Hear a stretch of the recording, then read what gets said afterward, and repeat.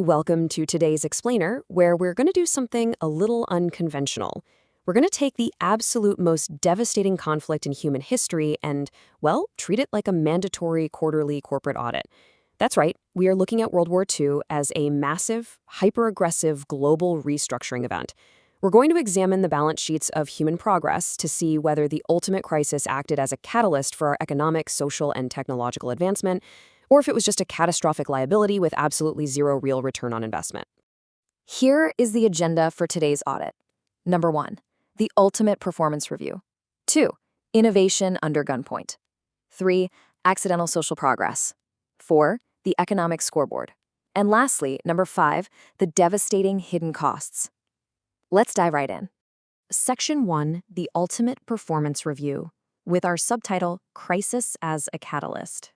To kick things off, we really have to acknowledge the state of the world right before 1939. Coming out of the Great Depression, global modernization was moving at a pretty disappointing, sluggish pace. We had all these grand ideas on paper, but the capital investment, the urgency, they just weren't there. Bureaucracy was thick, but the sheer irony of human motivation is honestly fascinating. It turns out that threatening absolute global annihilation is a fantastic, albeit totally horrifying, way to finally get budget approval for projects that were stuck on the drawing board. It's the ultimate aggressive approach to innovation. You either adapt or you literally cease to exist. Moving to Section 2, Innovation under Gunpoint, forcing the tech upgrades. If World War II was a startup incubator, it was one where the penalty for missing a product deadline was absolute destruction. The panic forced an unprecedented level of R&D. Look at this timeline. At the start of the war in 1939, armies were still using cavalry and basic biplanes. Basically World War I tech. But in just 6 short years, the global R&D department took us on an absolute roller coaster. We got the first operational jet fighters, the Me-262.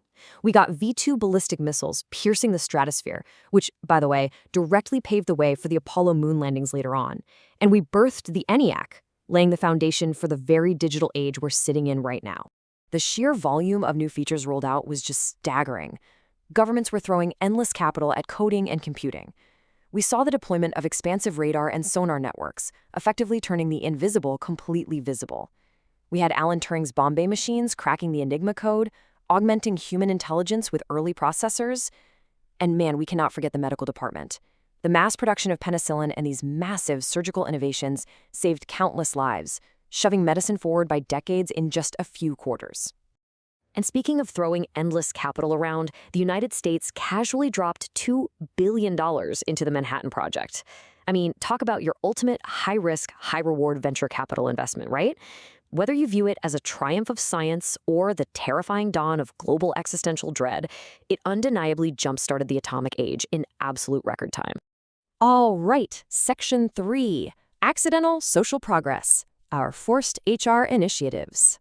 Let's look at the completely accidental strides we made in human resources and diversity. Because if there's one thing this catastrophic audit achieved, it was thoroughly disrupting traditional gender norms. And not out of some sudden moral awakening, mind you, but out of desperate absolute necessity.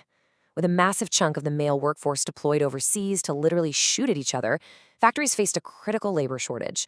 So society had to immediately pivot and hire women into heavy industrial roles. Overnight, women stepped up and totally dominated sectors previously thought unsuitable for them, inadvertently proving that, hey, turns out women are perfectly capable of building dreadnoughts and tanks. But the punchline is what happened next.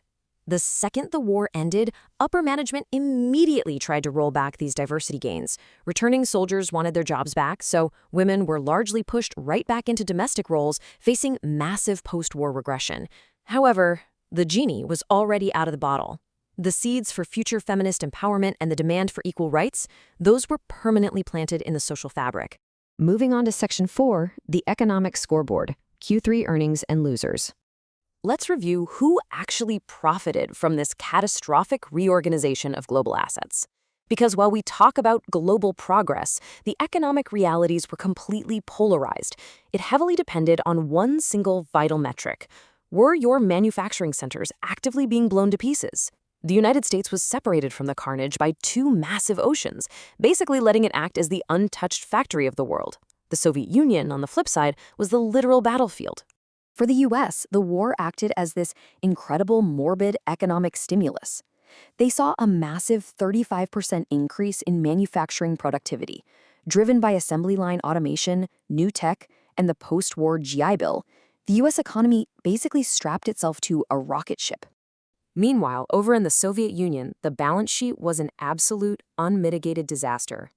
Research shows they lost a staggering 30% of their entire capital stock. To put that into perspective, that's the equivalent of 10 lost years of labor, wiping out 2 entire 5-year plans. While the US was building out a cushy post-war consumer utopia, the Soviets were quite literally digging their economy out from underneath mountains of rubble. And that brings us to Section 5, the devastating hidden costs, the long-term liabilities. It's super easy to look at jets and computers and just call it progress, right? But we absolutely have to audit the horrific price tag attached here. As the UN Development Program notes, violent conflict creates a highly inefficient double economic loss. First, you're diverting your labor away from producing things that actually help people. And second, you're actively using those resources to destroy your own physical infrastructure. It's literally the absolute worst business model imaginable. To really grasp the scale of this, over 1.5 million tons of bombs were dropped on Germany alone. We aren't just talking about military targets. This thoroughly liquidated civilian housing, roads, schools, and vital hospitals. You simply cannot bomb your way to a stable economy. That physical deficit takes generations to rebuild.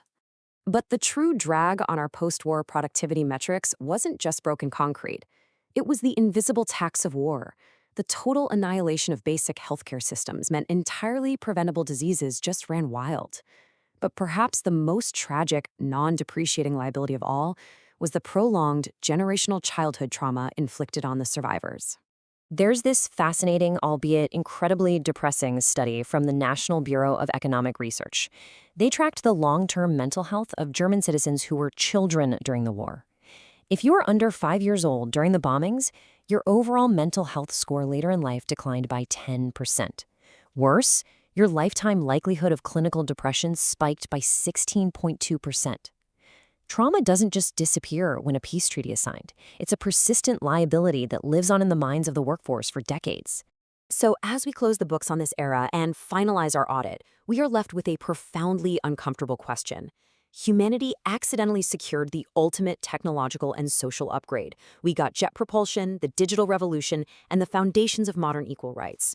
But it came at the cost of unimaginable psychological trauma, the loss of tens of millions of lives, and the deliberate destruction of global capital. So, was the horrific price tag truly worth the progress, or is using mass destruction as a catalyst for innovation just the ultimate failure of human imagination? Think about it. Thanks for joining me on this explainer, and I'll catch you next time.